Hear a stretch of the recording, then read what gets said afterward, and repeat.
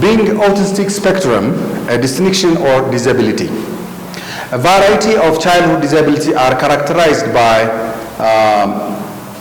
social, communicative, and behavioral challenges, such as delayed or problematic language development issues with attachment, reciprocity, and social interactions, a lack of imaginative play, rigid compulsive behavior that is obsessive.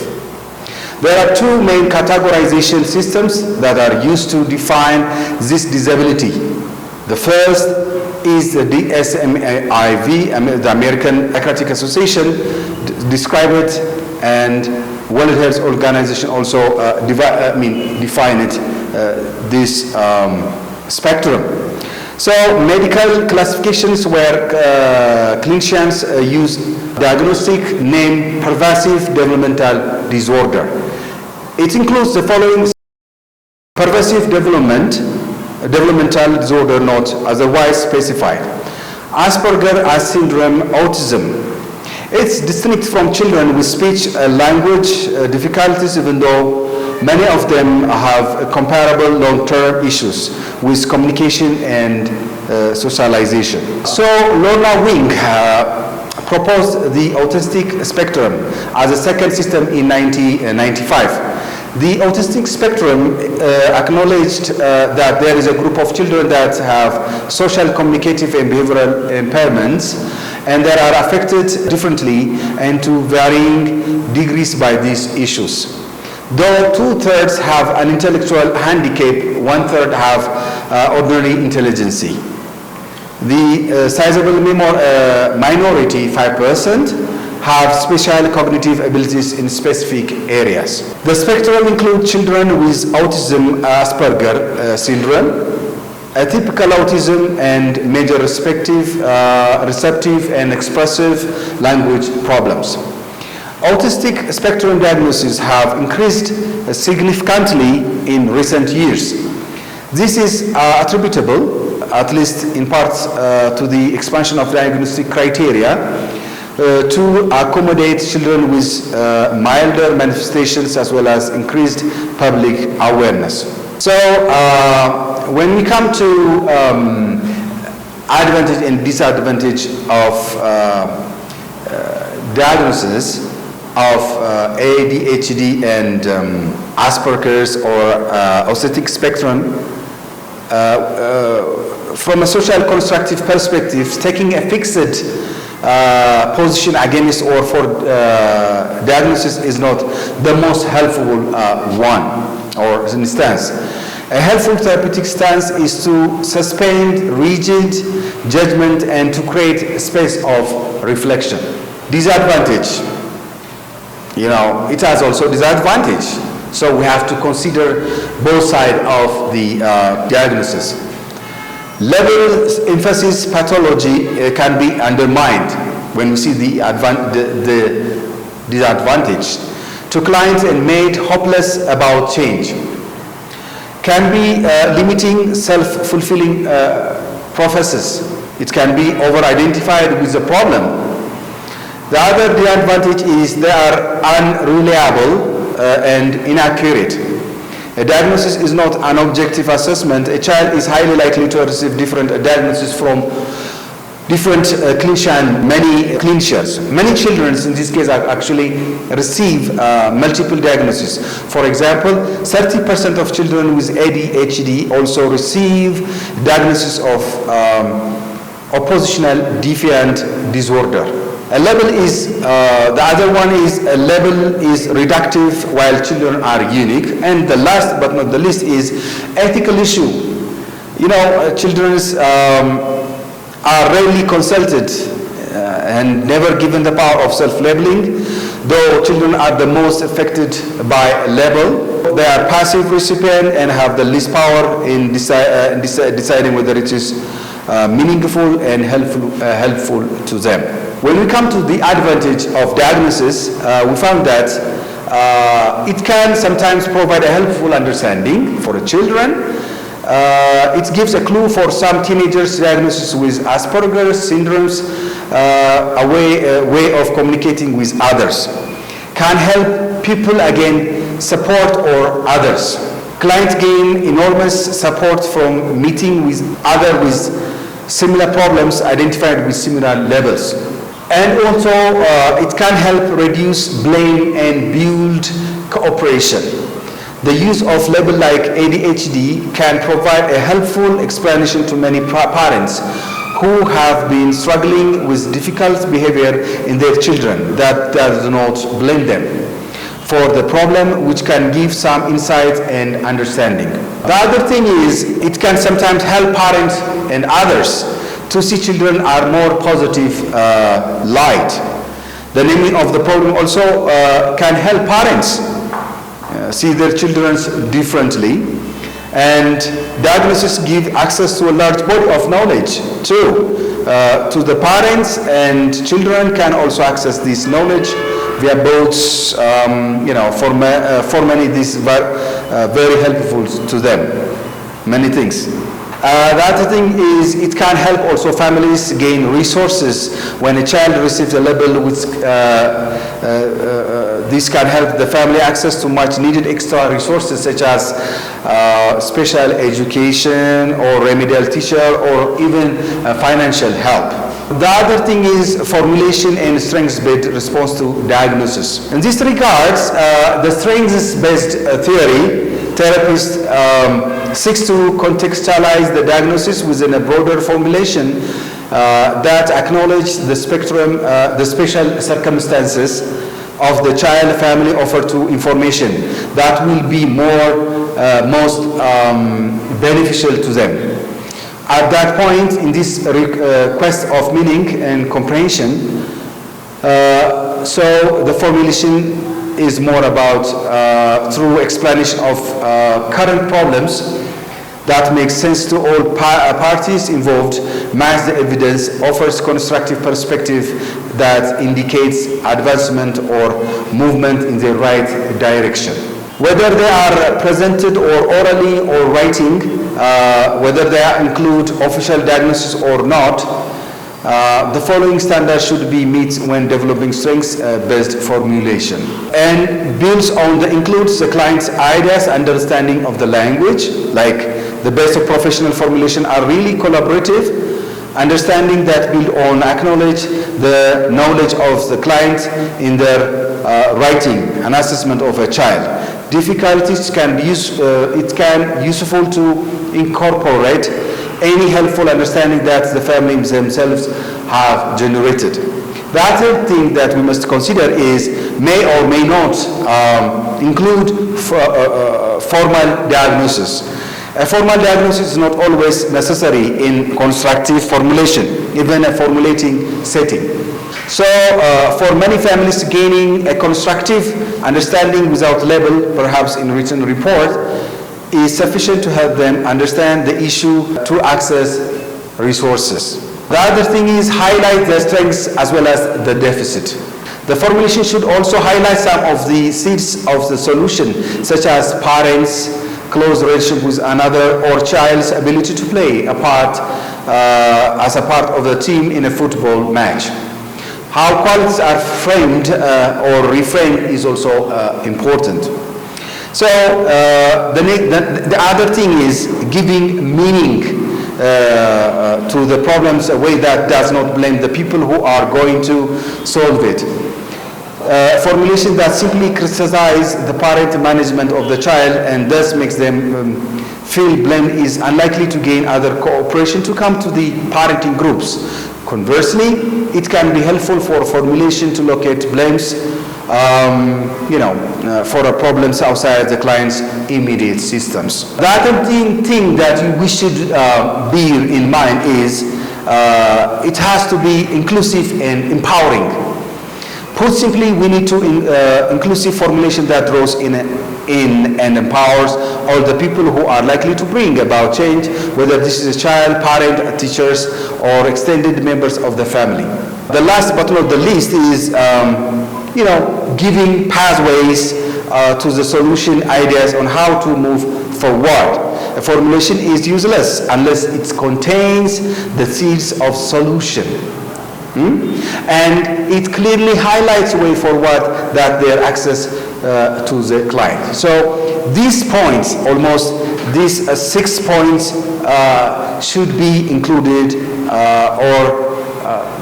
it has to be organized in the report. So since I said these things, let's go to part 2, which is specific solutions and applicant and we shall see chapter 7, which is strengths in numbers and parenting groups. So when we come to strengths in numbers and parenting groups, clients can receive support and understanding of others who have coped with similar problems or felt the same way about issues, as well as taking on transforming role of supporting and helping others. This act of helping, influencing others, which is not present in individual work, is enormously beneficial. The person who provides support often benefits as much as the person who receives it.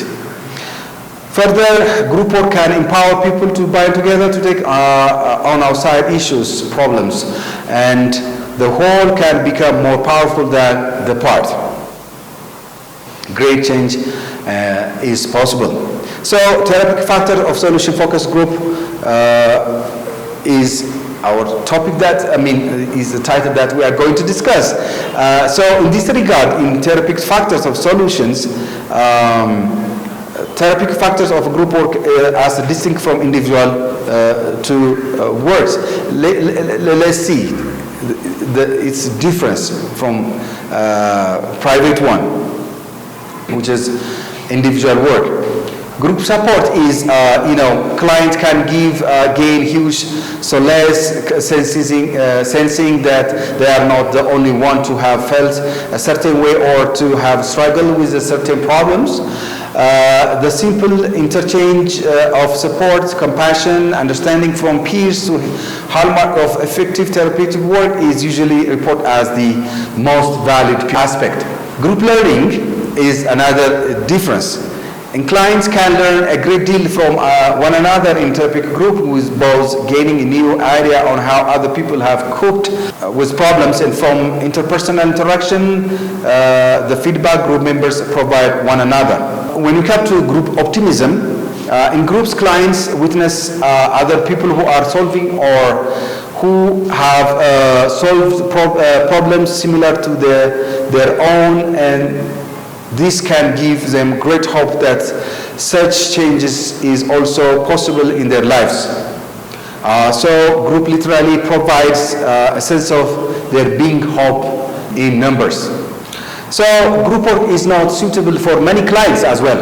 Actually, it has also a negative impact also, or it has shortage. And it has also some restrictions, such as, individuals' clients' needs, ambitions can be overshadowed by the group's overall objectives. Or clients might find difficult to relate members of a certain group who come from various backgrounds because of the background, culture, or, beliefs as well. So some clients may not be benefit from group interventions and structure or rules which include interpersonal sharing with strangers. Taking turn confidentiality, set times, location for sessions, and other guidelines. Instead, their needs could be better served by more individualized or family-centered therapist. Unlike group work, individual interventions allow for session to be tailored exactly to client goals and particular requests. The format of delivery can also be flexible, altered to suit the needs of individual clients. So let's see some principles of solutions-focused group work. There are similarities. The role of professional therapeutic group work is distinct from that of individual work. There is also similarities that we should have to keep in our minds. These are the importance of preparation and the role of leaders and facilitators. Let's see the importance of preparation. Some groups fail or run into difficulty because they have been adequately taught through a prepared form. Professionals often think that running a group is as simple as inviting a number of individual clients together at the same time, running the session along similar lines as an individual session.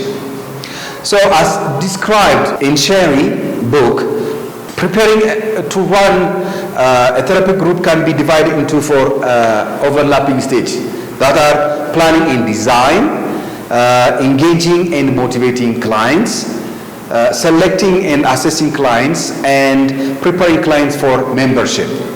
Let's see the first one, planning and design. This video lesson is prepared by Gelila International Seminary College.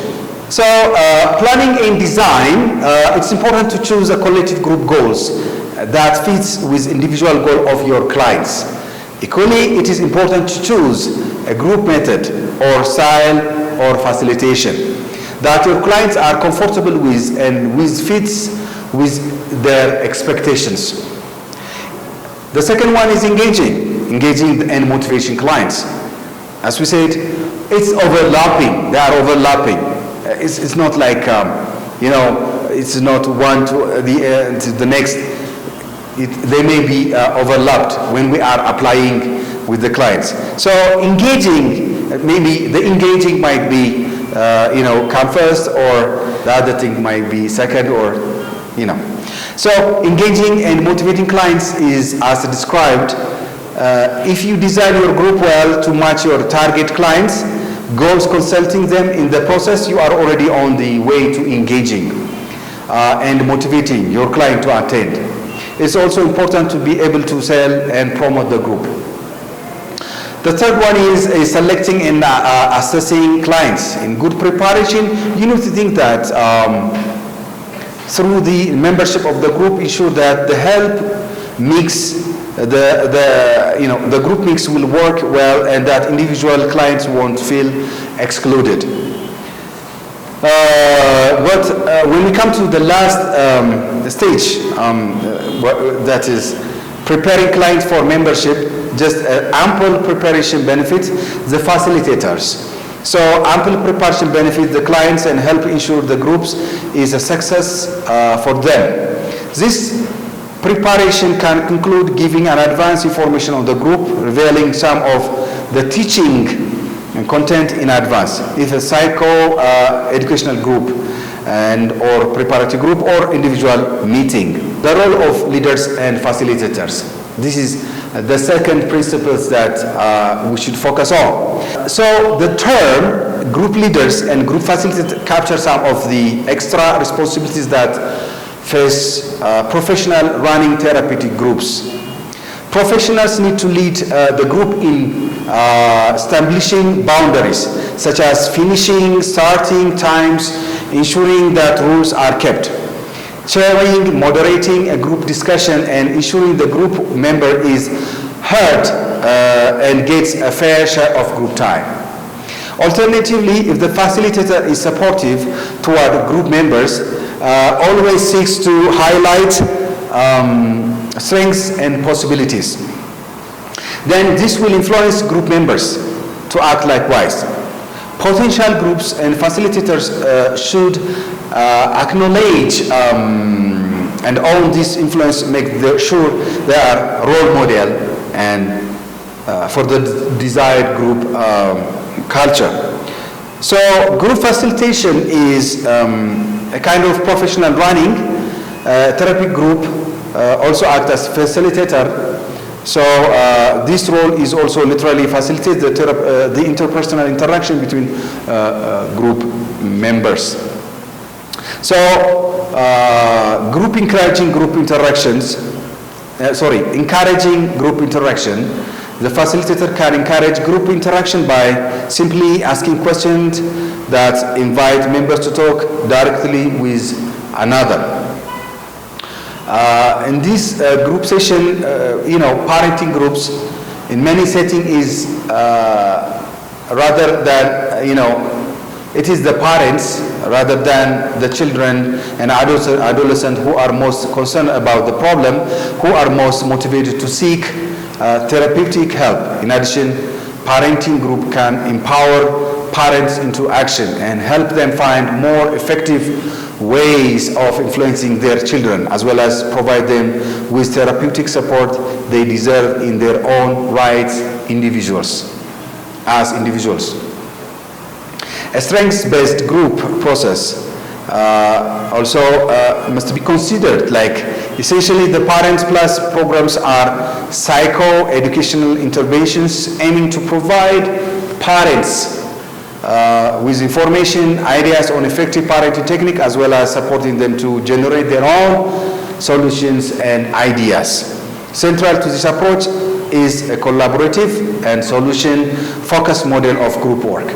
So, since we say this, let's see, go to chapter 8, group work with children and adolescents. Group work with children and adolescents has a number of advantages over individual work, facilitating the client to learn from one another and to establish important friendship and connection. For this reason, it is a therapeutic group work that intervenes directly with children and adolescents. Peer groups that can be the most effective way to deal with problems, either preventively or remedially, such as bullying, drug taking. Successful therapeutic group work can influence the peer group culture to make it more respectful, supportive, and based on accurate information. The solution-focused approach is solution-focused in that it does not focus on the cause or blame people for the problem, but eliciting everyone's cooperation, including the bullies, in establishing a solution. This approach consists of 3 stages: the interview with the victim, the support group meeting, and follow-up meetings. When we come to interview with the victim, carefully taking time to establish the alliance built on child's strengths, the counselor clarifies the reason for the meeting.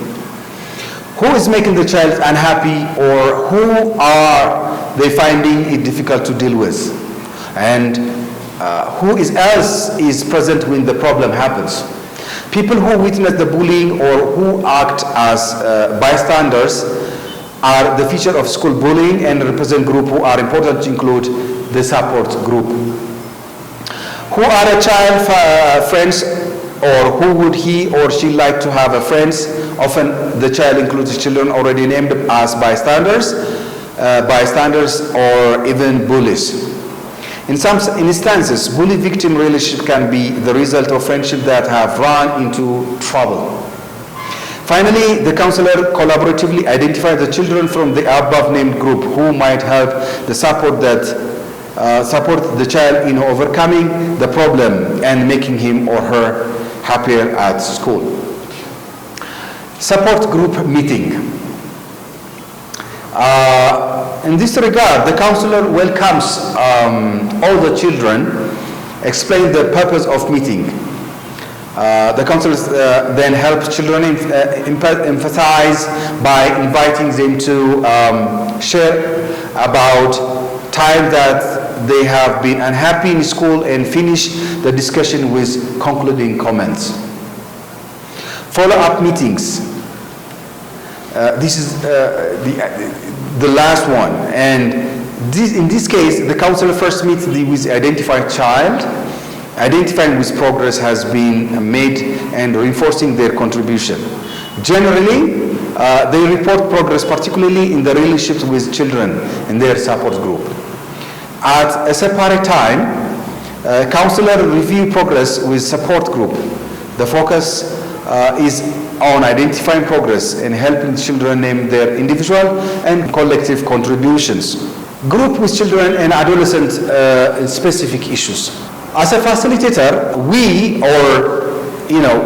the therapist must keep in mind a number of specific issues raised by a group work, developmentally dependent children and adolescents, even though many of the general guidelines for creating and leading group apply equally well to adults and younger populations, such as group goals, structure activity, parental involvement, group rules and disciplines.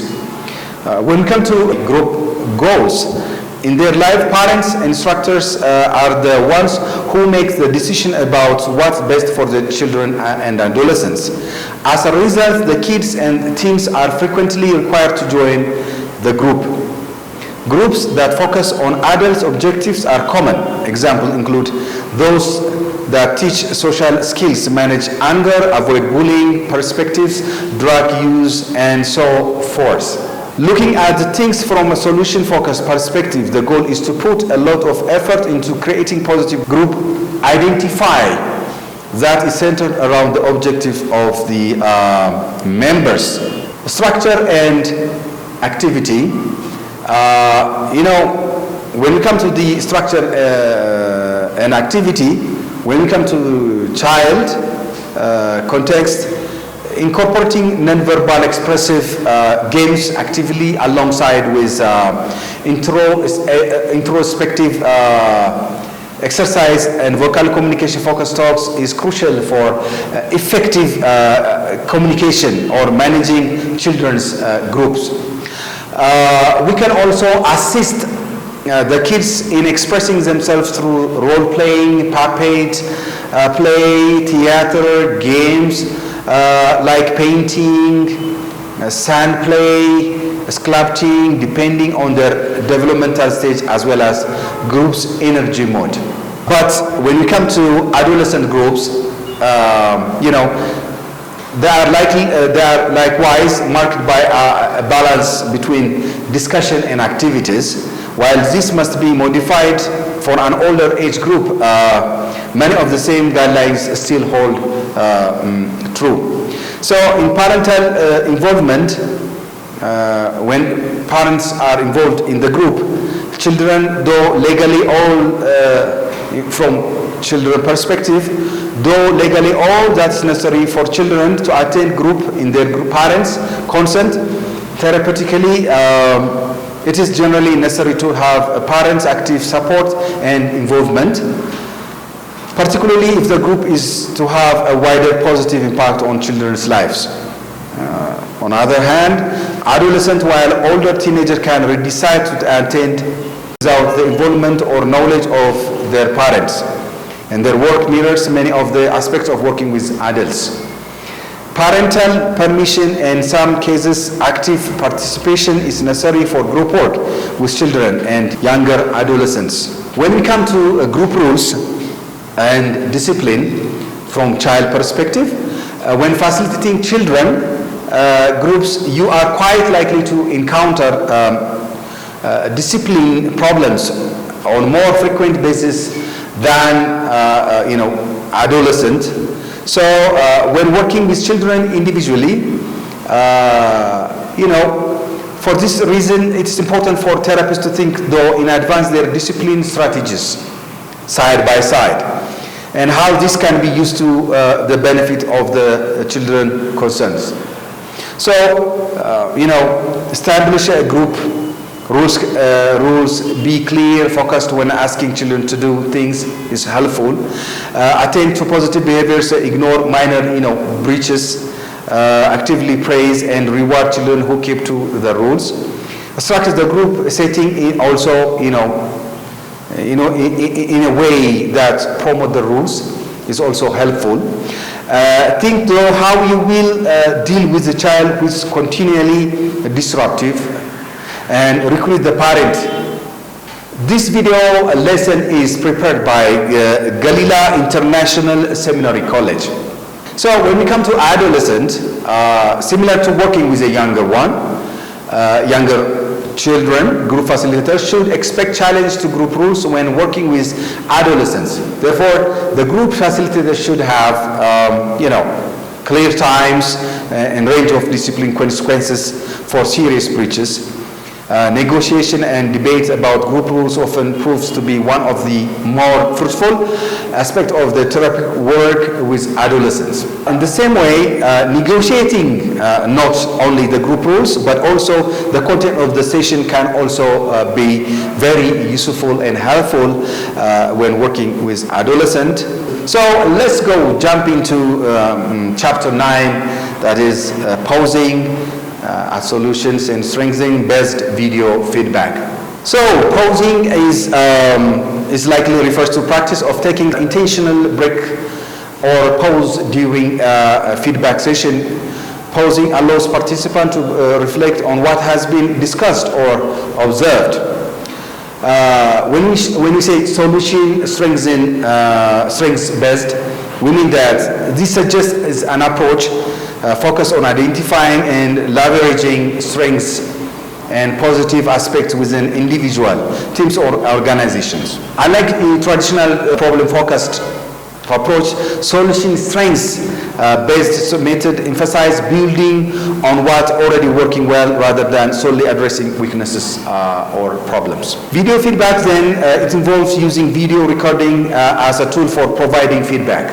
So combining the element of posing as solution strengths-based video feedback could refer to structured feedback process that incorporates moments of reflection and discussion, focuses on identifying, amplifying, and strengths, and utilize video recording as a means of observation and analysis. So this chapter describes how we can provide a constructive mirror to clients using the technology of video feedback. The metaphor of mirror has often been used to describe a functioning human relationship.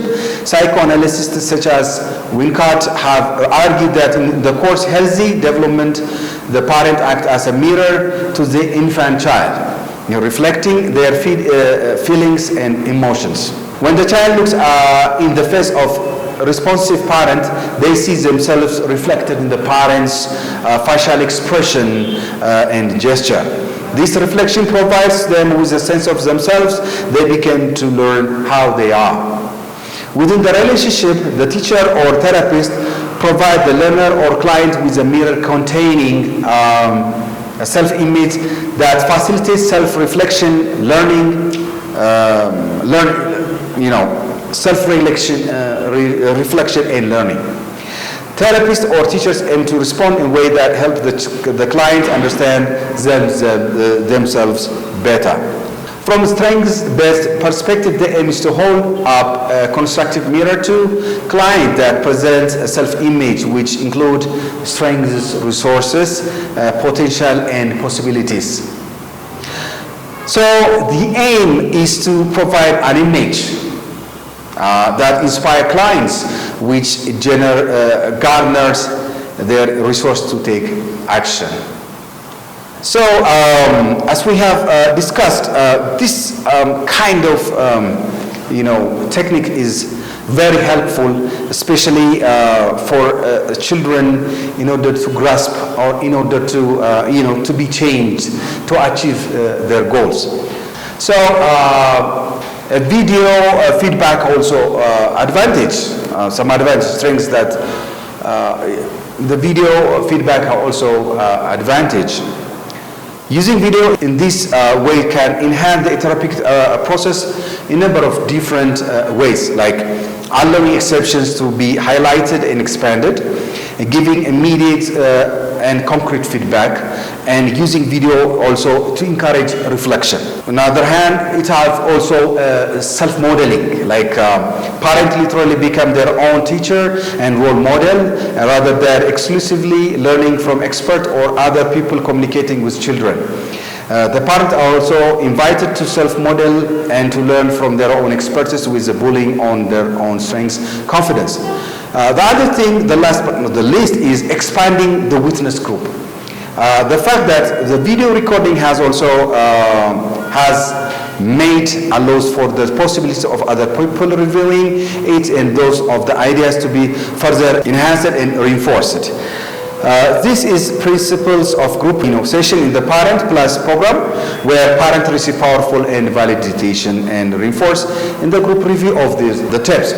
So we have seen a lot of we try to cover the whole chapters of this course. So as we have seen, as we have earlier discussed, having a good heart or having an intention to help people is not good enough. So trying to practice these techniques and apply those wisdoms, knowledge from this book may help you to be successful counselor, and help others to take out from where they are. So this is all about our course. Thank you. Have a good time.